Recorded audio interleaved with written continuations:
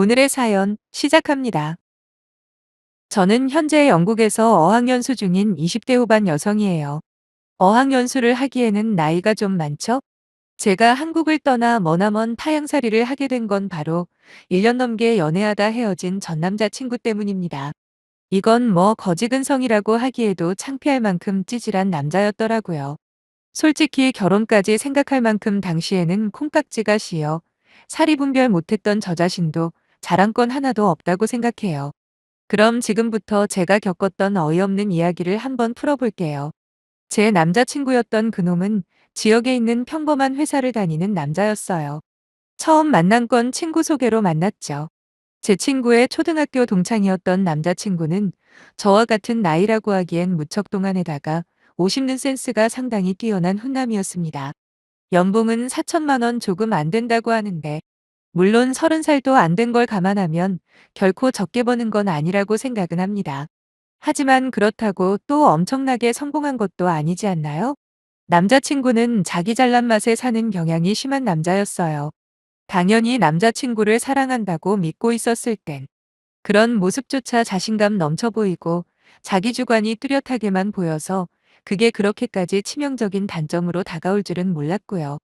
아무튼 남자친구는 은연중에 다른 사람과 비교하는 버릇이 있었고 대부분의 경우에는 자기보다 더 잘 나가는 또래가 아니라 제가 그 비교 대상인 적이 많았습니다. 사실 비교라기보다는 일방적인 충고에 가깝다고 볼 수 있겠네요. 이쯤에서 저에 대해서 소개를 해보자면 겉으로만 봤을 때는 뭐 하나 내세울 게 없는 평범한 여성입니다. 아니 어찌 보면 평범 수준도 안 될지도 모르죠. 한 달 수입이 200만 원 조금 안 됐거든요. 제 직업은 독서실 총무예요. 지방의 전문대를 졸업하고 20대 중반까지 중소기업을 다니던 저는 뭐랄까 3위 목표를 상실했다고나 해야 할까요? 아무튼 매일매일 아무런 의미 없는 시간을 보내다가 결국 사표를 내고 1년 동안 뒤늦은 방황을 하게 되었죠. 사람이 살아가는데 하고 싶은 거나 이루고 싶은 뭔가가 없다는 게 그토록 고통스러운지 몰랐어요. 그러다 보다 못한 부모님 때문에 시작한 게 바로 독서실 총무였습니다. 아시는 분은 아시겠지만 독서실 총무 월급이 절대 200만 원이나 될 수 없잖아요. 여기엔 나름 비밀이 하나 있는데 사실 당시 제가 일하고 있던 독서실이 바로 저희 부모님 건물에 있다는 거예요. 도합 5층짜리 상가 건물이었는데 이상하게 건물 탑층인 자리만 도무지 안 나가길래 부모님께서 꽤 오래전에 직접 독서실을 차리신 거죠. 물론 요즘은 스터디 카페가 대세이긴 하지만 그래도 꾸준히 수익은 나오고 있습니다. 다행히 주위에 학교들이 많거든요. 특히 시험 기간만 되면 자리가 없을 정도예요. 물론 그렇다고 떼돈을 버는 건 아니고 그냥 저냥 부수입치고는 제법 버는 수준입니다. 몇 년 전까지만 해도 부모님 건물 중에서 가장 수익이 많이 났다고는 하는데 그마저도 코로나의 스터디 카페 열풍 때문에 상황이 많이 안 좋아져서 조만간 접어야 하지 않을까 생각하고 있고요. 아무튼 남자친구와 연애하면서 제가 독서실 총무라는 것만 이야기했지. 그게 부모님이 소유하고 있는 건물에 있다는 건 말하지 않았어요. 단지 월 수입이 대략 200만 원 정도라고만 이야기를 했는데 그때부터 남자친구의 눈에는 제가 나이 먹고 독서실 총무나 하는 사람으로 보였나 봐요. 그렇다고 기분 나쁘게 쏘아붙인다거나 직접적으로 저를 무시하는 식으로 말하지는 않았어요. 오히려 그 당시에는 저를 걱정해준다고 착각을 할 만큼 말은 번지르르하게 잘하는 남자친구였죠. 늘상 하는 이야기가 뭐였냐면 사회생활의 어려움이나 인간관계를 유지하는 데 있어서의 주의사항 같은 자기 딴에는 저한테 필요하다고 생각되는 부분들에 대해서 열변을 토했는데 시간이 갈수록 저를 걱정한다는 느낌보다는 그냥 자기가 얼마나 잘났는지 말하고 싶은 게 아닌가 하는 생각까지 들더라고요. 남자친구가 한 번은 저한테 그러는 겁니다. 혹시 무슨 시험이라도 준비하는 거냐고요. 전 아니라고 딱히 공부하는 건 없는데 아직 뭘 해야 할지 못 정한 거라고 대답을 했더니 한숨을 길게 쉬며 저를 엄청 한심하게 쳐다보는 게 아니겠어요? 솔직히 기분은 나빴지만 할 말이 없더군요. 제가 남자친구 입장이라도 똑같았을 테니까요. 나이 30이 다 돼가는데도 변변한 직장도 없고 그렇다고 구체적인 목표도 없는 제 자신이 저라고 왜 한심하지 않았겠습니까? 남자친구가 그때 저한테 사람이 목표 없이 사는 건 스스로를 좀먹는 짓이라고 충고 아닌 충고를 하는데 충격을 좀 받았네요. 이미 알고 있는 사실이라도 막상 남자친구 입에서 직접 들으니 훨씬 실감이 나더라고요. 그때부터였을 겁니다. 제 자신에 대해서 진지하게 처음부터 생각을 해보기 시작한 게요. 일단 시간 날 때마다 닥치는 대로 책부터 읽었어요. 구식이라고 생각하실지는 몰라도 책 속에 길이 있다는 말을 믿었거든요. 거기다 제가 하는 일이 시간이 많이 남다 보니 아주 제격이었죠. 그렇게 조금씩 제 스스로의 변화를 꾀하며 남자친구와 연애를 이어나갔습니다. 잘난 척하는 것 말고는 기본적으로 성실하고 저한테도 잘하는 남자친구였던 터라 가끔씩 이 남자와 결혼을 한다면 어떨까라는 상상도 해본 적도 있긴 해요. 하지만 남자친구가 정말 결혼하자고 고백을 했을 땐 깜짝 놀라 뒤집어질 뻔했네요. 정말 생각지도 못한 타이밍에 결혼 이야기를 꺼낸 거였거든요. 저 같은 경우에는 결혼이 중요한 게 아니라 당장 내가 앞으로 어떻게 살아야 하는지, 과연 내가 정말 하고 싶은 게 뭔지부터 아는 게 먼저였기 때문에 그래서 거절했습니다. 아직은 너무 이르다고요. 그랬더니 크게 실망한 남자친구는 그럼 최소한 양쪽 부모님에게 인사는 드리게 해달라고 하는 겁니다. 그러면서 당장 결혼은 무리더라도 우리가 결혼을 전제로 사귄다고 말씀을 드리고 싶다고 하네요. 공교롭게도 그때 마침 저희 부모님이 제 나이 30 되기 전에 결혼하는 건 어떠냐고 하시며 남자친구가 있다고 하는데도 선자리를 알아봐 주신다고 부담을 주시던 시기였거든요. 그래서 속으로 잘 됐다 싶어 그 정도는 괜찮다고 대답을 했습니다. 쇳불도 단숨에 빼라고 그날 저희는 헤어지기 전에 양쪽 부모님께 인사드릴 스케줄까지 정해버렸죠. 그때 별안간 궁금해지더라고요. 물론 당장에 결혼할 건 아니었지만 과연 남자친구가 결혼 준비는 얼마나 해놨는지가 말이에요. 그래도 결혼하자고 말을 했을 때는 분명히 어느 정도 구체적인 계획이 있을 테고 그게 알고 싶어져 제가 물어봤어요. 결혼 자금은 얼마 정도 생각하냐고 했더니 남자친구가 갑자기 피식 웃는 거예요. 그때는 미처 눈치를 못 챘는데 지금 생각하면 저를 비웃은 게 확실하네요. 저는 대략적으로라도 알아야 나중에 나도 참고할 거 아니냐 했더니 아주 큰 소리를 치며 너는 그냥 조촐하게 혼수만 준비해. 신혼집은 이미 준비돼 있으니까. 그러더라고요. 거기다 혼수도 크게 준비 안 해도 된다며 저보고 고시원에서 얼마 버는지 아는데 절대로 부담 주지 않을 테니까 걱정하지 말라는 거예요. 그러면서 다시 한번 제 어깨를 툭툭 치면서 한 번 더 말하더군요. 자기는 이미 오래전부터 집을 가지고 있었다고. 이 정도 준비도 안 하고 결혼하자 했겠냐며 네 남자친구 생각보다 능력 있거든? 라고 하는데 그동안 데이트하면서 남자친구가 벌이에 비해 씀씀이가 큰 편이라고 자주 생각했었거든요. 근데 그게 전부 믿는 구석이 있어서 그랬구나 싶었네요. 저렇게까지 자신있게 나오는데 더 이상 걱정은 안 해도 되겠다 생각했죠. 한편으로는 나중에 정말 결혼할 때가 되면 자기가 알고 있던 것보다 제가 훨씬 잘 사는 집, 딸이라는 걸 알고 얼마나 놀라고 좋아할까 저 혼자 흐뭇한 상상도 했습니다. 지금 생각해도 그때 저희 집 상황에 대해서 끝까지 말하지 않은 건 제 인생에서 가장 잘한 일 중에 하나인 건 확실한 것 같아요. 섣불리 말했다면 분명히 다른 결과가 찾아왔을 테니까요. 여하튼 약속한 날짜가 되었고 저는 남자친구 부모님을 소개받게 되었어요. 지하철을 타고 거의 끝까지 가서 거기서도 마을버스를 타고 들어가니 주택가가 나오더라고요. 남자친구 부모님은 그곳에 2층짜리 단독주택에 살고 계셨습니다. 2층은 남자친구 부모님이, 그리고 1층은 현재 세를 주고 있다고 하더라고요. 소음에 예민한 사람들이니 계단에서부터 조용히 올라오라고 저한테 말해주길래 그래서 알게 되었습니다. 생각보다 남자친구 부모님은 저를 따뜻하게 맞아주셨습니다. 그동안 많이 보고 싶었다고 하시면서 제 손까지 덥석 잡아주시는데 참 좋으신 분들 같았어요.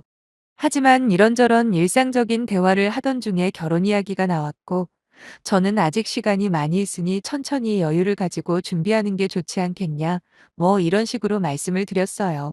그런데 남자친구 부모님이 이상한 말씀을 하시더라고요.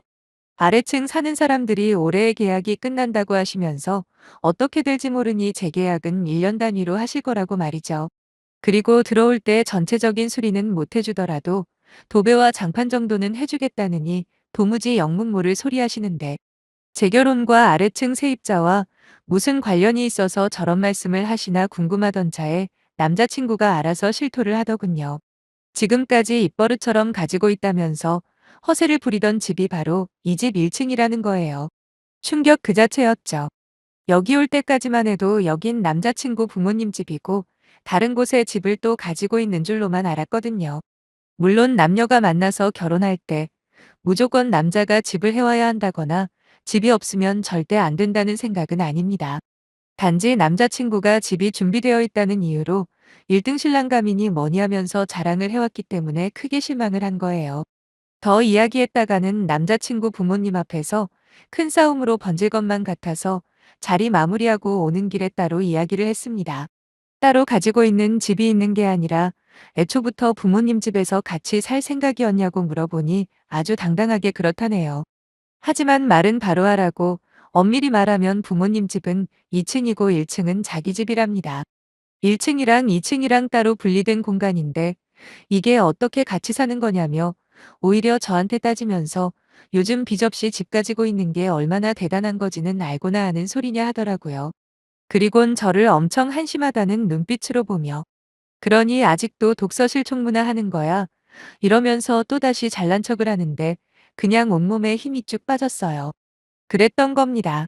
이 자식이 저와 결혼하려는 이유가 다른 게 아니고 자기보다 훨씬 돈 못 벌고 모자라 보이는 여자를 찾았던 거예요.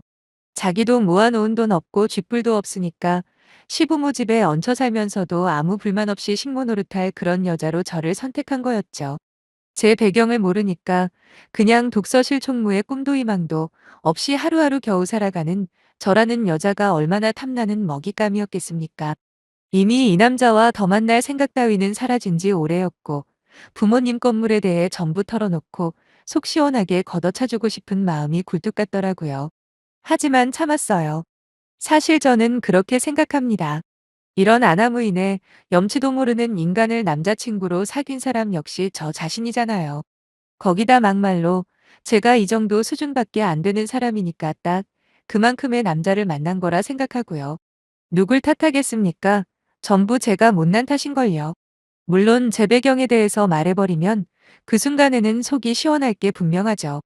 거기다 저를 놓치고 남친이 매달리거나 후회하는 모습에 만족감을 느낄 수도 있지만 요즘 세상이 얼마나 흉흉한가요?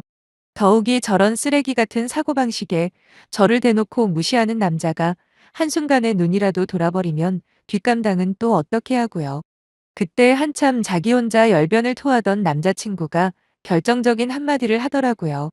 그렇게 자기 조건이 마음에 안 들면 저보고 결혼할 때 직접 집해오랍니다. 그러면서 혼자 피식 웃더니 애초에 그 정도 능력 있는 여자였으면 자기를 왜 만나겠냐면서 사람이 분수를 알아야 한다나 뭐라나 아주 작정하고 막말을 하더라고요. 잘됐다 싶어 그걸 꼬투리 잡아 크게 말다툼을 유도한 다음 결국 저희는 헤어졌어요. 남자친구는 헤어지면서까지도 제가 세상 물정 모르는 이기적인 여자랍니다. 뭐라고 떠들던 전 상관없었어요. 이미 제 머릿속에는 앞으로의 계획을 구상하는 걸로 가득 차 있었거든요. 부모님께 남자친구와 있었던 일들과 제 생각을 말씀드리고 도움을 구했습니다. 아버지는 제가 헤어졌다는 사실보다 그딴 놈한테 당신 딸이 그런 취급을 받았다는 것에 더욱더 분해하셨고 당장이라도 찾아갈 기세였죠. 그렇지만 제가 말렸어요. 아직은 때가 아니라고요.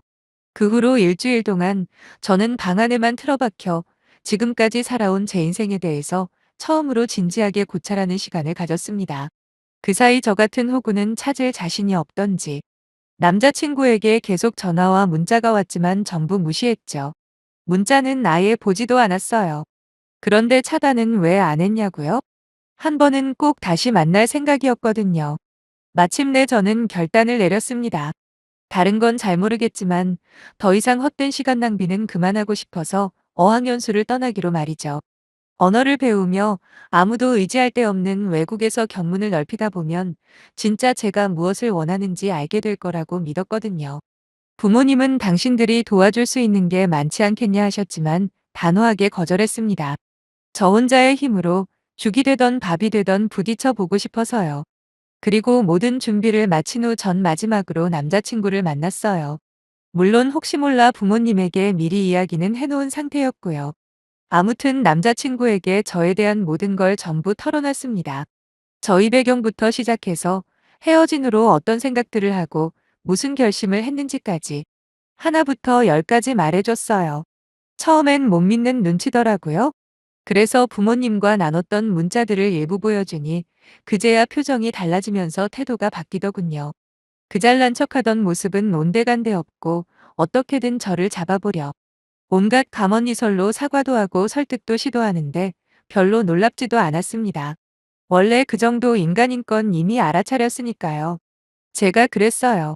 이렇게 얼굴 보자고 한 건 미련이 남아서가 아니다. 단지 너한테 고맙다는 말 한마디는 꼭 해야겠다 생각해서 보자고 한 거라고요. 그랬더니 뭐가 고맙냐고 물어보길래 네 덕분에 내가 얼마나 형편없는 인생을 살고 있었는지 확실하게 깨달았다고 했습니다. 네가 그러지 않았냐고, 결혼할 때 집해올 능력 있는 여자였다면 미쳤다고 널 만나겠냐고. 그 순간 깨달았다고 했어요. 너같이 형편없는 남자를 만난 게 내가 운이 없어서가 아니란 걸. 더러운 쓰레기에 파리가 꼬이듯이 내가 형편없는 여자라 너 같은 게 꼬인 거 아니겠냐 했더니 남자친구 얼굴이 울그락불그락 변하더라고요.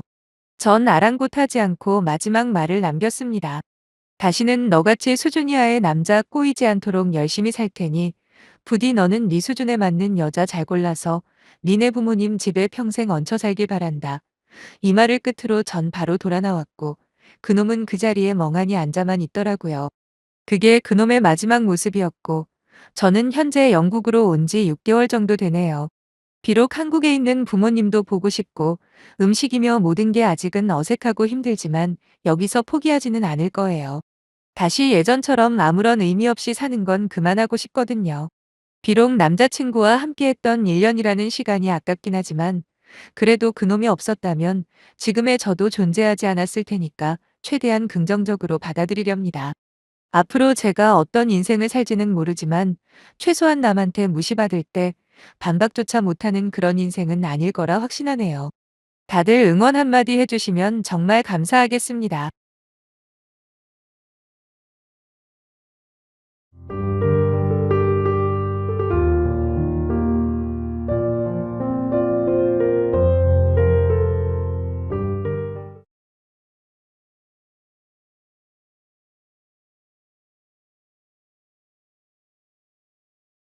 오늘의 사연 시작합니다. 안녕하세요. 저는 음악을 정말 좋아하는 32살 되는 여자예요. 고등학교 때부터 락밴드에서 보컬로 쭉 활동해왔고, 대학교도 실용음악과를 다니면서 가수의 꿈을 놓지 않았는데, 생각보다 이쪽에서 자리 잡기가 무지 힘들더라고요. 다행히 저희 친정은 좀 사는 편입니다. 그러니까 제가 집안 형편 걱정할 필요 없이 하고 싶은 거에 매진을 할 수 있었겠죠? 아빠는 대학 교수세요. 물리학 쪽에서 어느 정도 이름이 알려지신 분이고, 엄마는 가정주부십니다. 오빠만 둘 있어요. 둘 다 결혼했고요. 큰오빠는 외국에서 일 때문에 조카들이랑 새언니랑 살고 있는 중이고, 작은 오빠는 일반 회사원입니다. 어릴 때부터 하나밖에 없는 딸이라고 있는 사랑 없는 사랑 다 받으면서 컸어요. 그렇다고 오냐오냐 자라서 개념이 없거나 버릇없다는 이야기를 들을 정도는 아니고요. 솔직히 말해서 부모님은 저를 온실 속의 화초처럼 키우긴 했죠. 제가 어떤 잘못을 해도 크게 나무라거나 혼내신 적이 없습니다. 그냥 그렇게 자랐다면 아마도 사람들한테 손가락질 받는 인간으로 컸을지도 모르겠네요.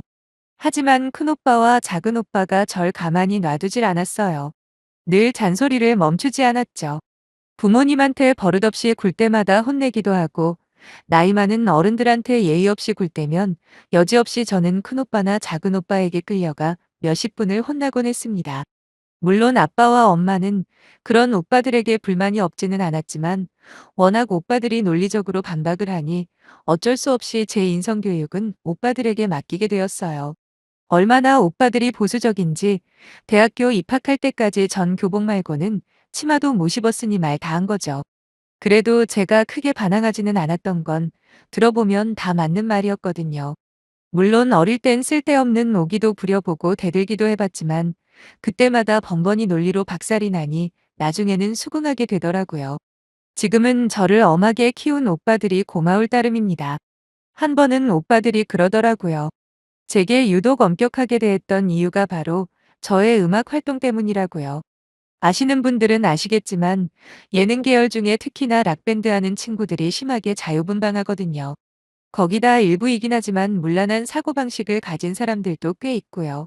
그래서 혹시나 제대로 꿈을 펼치기도 전에 그릇된 길로 빠질까 걱정되었다고 하더라고요. 그래서 오빠들이 심하다 싶을 만큼 제게 간섭도 많이 하고 잔소리도 많이 했다고 하길래 그때는 사실 원망도 많이 했었지만 이제와 돌이켜보니 정말 잘한 일인 것 같다며 오빠들에게 고맙다 했습니다. 아무튼 여기까지가 제가 자라온 환경 이야기고요. 20대 후반까지 저는 부단히도 성공하기 위해서 노력을 했어요. 홍대에서 밴드 활동도 꾸준히 하면서 제 생활비는 제가 벌어야겠다는 원칙이 있었기에 보컬 레슨 알바도 중간중간 쉬지 않으면서 치열하게 살았네요. 하지만 다른 장르도 아니고 대중들에게 그리 호소력이 없는 락이라는 장르라서 그런지 아니면 제가 성공하기에는 실력이 부족해서 그런지 어쨌든 서른을 바라보면서 저는 가수로서의 제 꿈을 접기로 결심했는데 얼마나 울었는지 모릅니다. 왜 안 그렇겠어요? 고등학교 때부터 오로지 가수의 꿈만을 바라보며 10여 년을 달렸잖아요.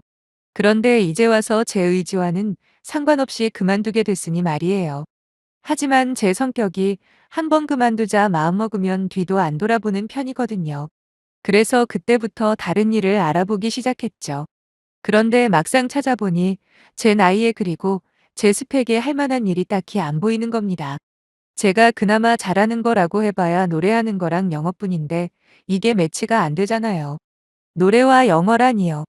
참고로 제가 영어는 어떻게 잘하게 됐는지 궁금하신 분들을 위해서 잠깐 설명해 드리자면 어릴 때 오빠들 따라서 3년 정도 호주에 지낸 적이 있습니다. 작은 아빠가 거기서 큰 공장을 하시는데 어학연수차 저희 3남매를 3년 정도 봐주시기로 했거든요. 원래 외국어라는 게 성인이 되고 난 다음에 10년 공부하는 것보다 머리가 굳기 전인 어린 시절에 노출되는 게 훨씬 중요하고 효율이 좋다고 하잖아요.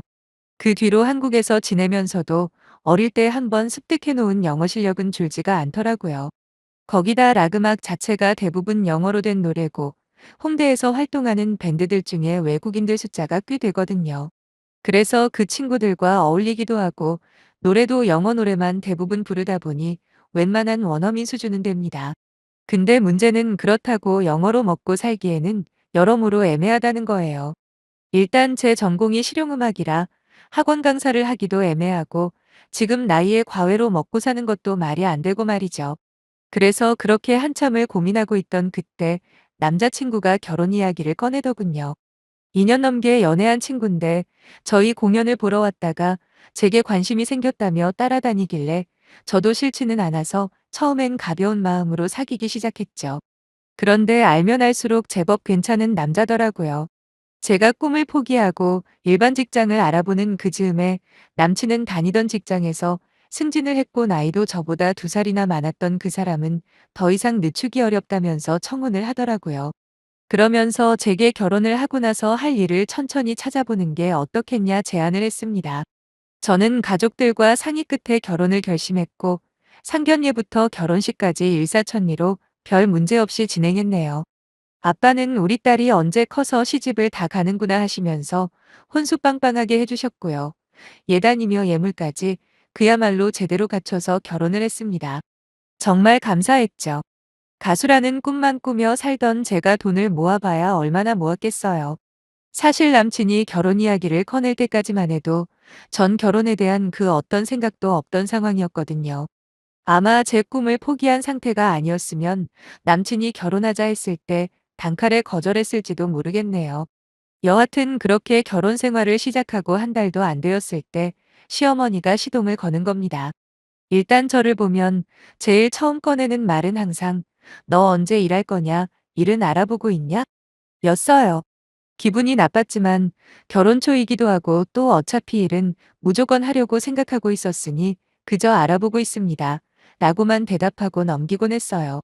그런데 나중에는 전화까지 하셔서는 요즘 남녀평등이다 뭐다 하는데 남편만 일하는 게 말이 안 된다. 그러니 어서 빨리 일자리 알아봐서 돈 벌어야 하지 않겠냐 등등 속을 계속 긁으시는 겁니다. 아니 안 그래도 제 애매한 이력서의 스펙 때문에 골치 아파 죽겠는데 시어머니까지 옆에서 거드시니 점점 스트레스가 쌓이는 겁니다. 그래서 신랑한테 말했어요. 오빠, 내가 일을 안 한다는 것도 아니고 일을 안 알아보는 것도 아닌데 벌써부터 일하라는 걸로 사람 피를 말리시는 건 너무하잖아? 이제 결혼하고 한 달밖에 안 지났어.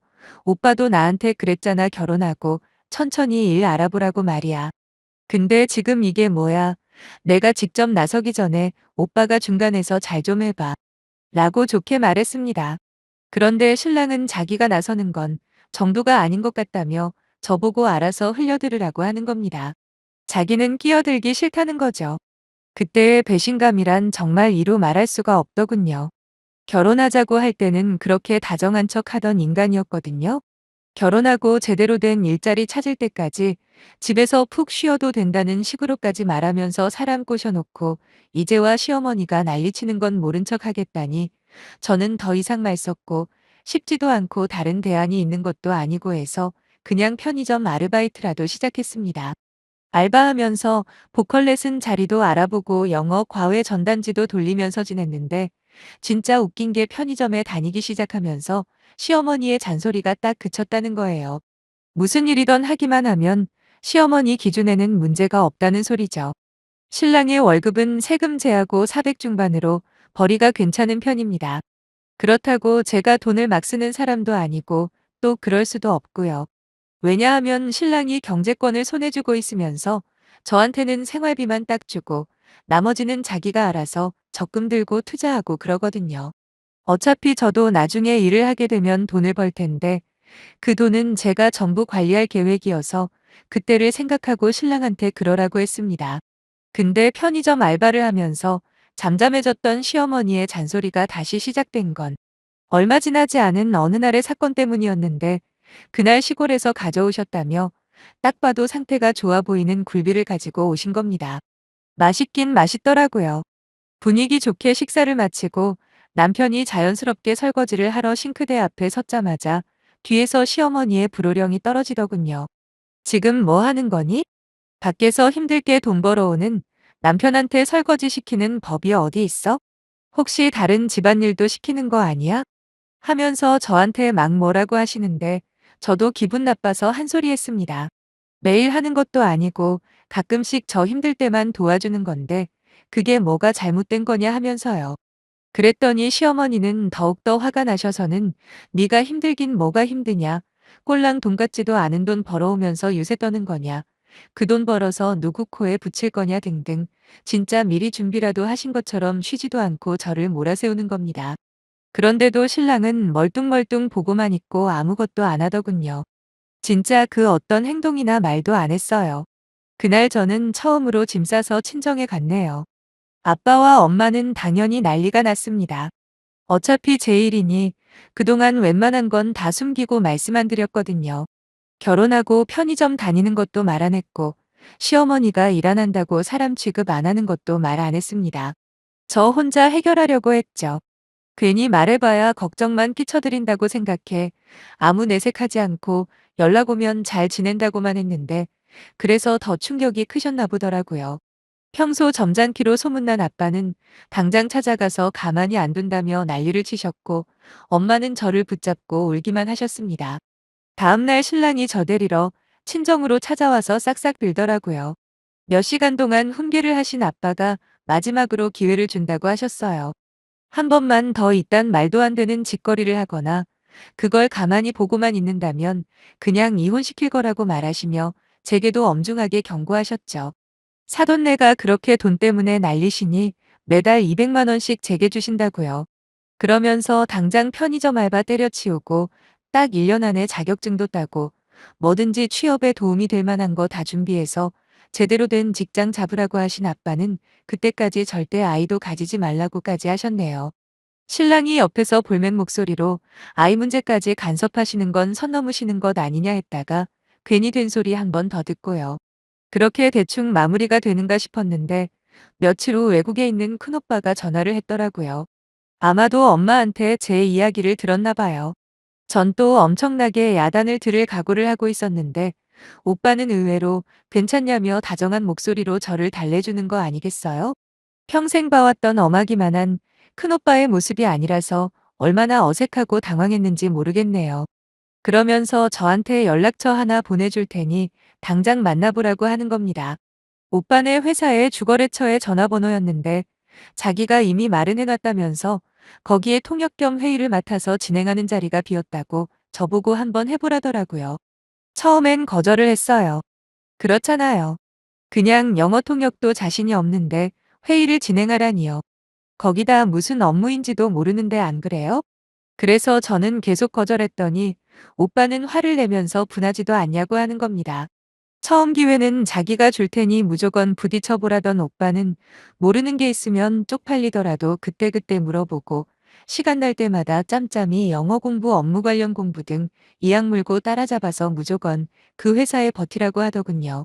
우리나라에서 연봉이나 복지 쪽으로는 둘째가라면 서러울 정도로 좋은 회사니까 어찌됐든 간에 나 죽었어 하고 버티기만 하라며 거의 1시간 가까이 설득을 하길래 결국 저는 없는 용기도 내보기로 했죠.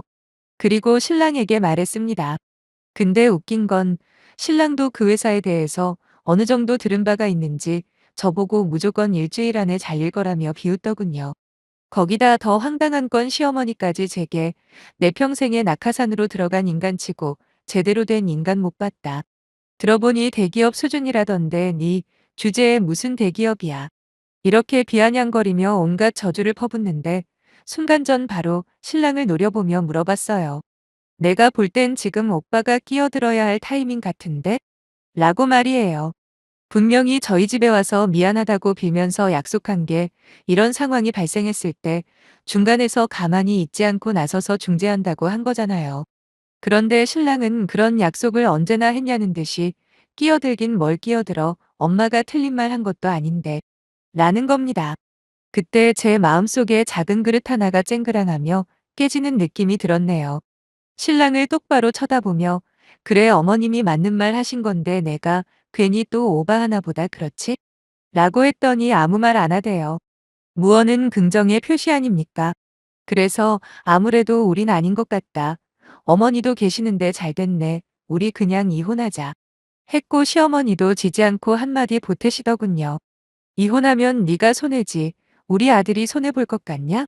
그래 이혼해라 제발. 이라고요. 신랑은 이런 상황에서조차 아무 말 없더라고요. 내가 이런 인간을 믿고 결혼을 했다니 진짜 열받아 죽는 줄 알았어요. 물론 저런 인간을 선택한 병신 같은 저한테도요. 그렇게 거짓말처럼 저는 이혼녀가 되었고 지금은 혼자서 살고 있습니다.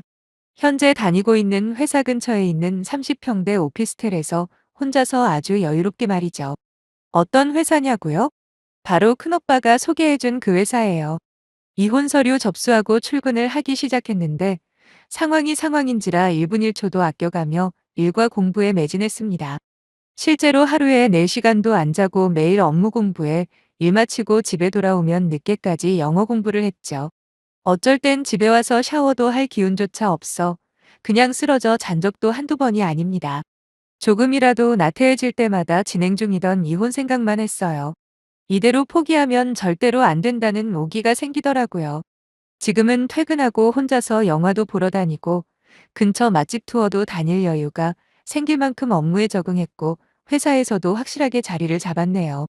물론 큰오빠의 입김이 많이 도움이 되었다는 거 잘 알고 있어요. 저 낙하산 맞죠? 하지만 이왕 낙하산으로 들어온 거 일자라는 낙하산이 되는 게 제 목표예요. 가수라는 꿈을 포기하는 시점과 결혼하는 시기가 공교롭게 겹치면서 한 번의 잘못된 선택으로 이혼녀가 되었지만 요즘 세상에 그게 무슨 흠이라도 되나요? 앞으로 잘 살면 되는 거죠, 안 그런가요? 참고로 전 남편 월급에 비하면 지금은 거의 2배 이상 벌면서 잘 살고 있습니다. 혹시라도 이 글을 전 남편이나 전 시어머니가 보면 배 아파하시면 좋겠네요. 전 앞으로도 더 행복하게 살 거거든요. 자기 아내 아낄 줄도 모르고 그저 지 엄마 눈치나 보는 그런 인간과 평생 사느니 이렇게 자유로운 새처럼 사는 게 100만 배는 더 행복하네요.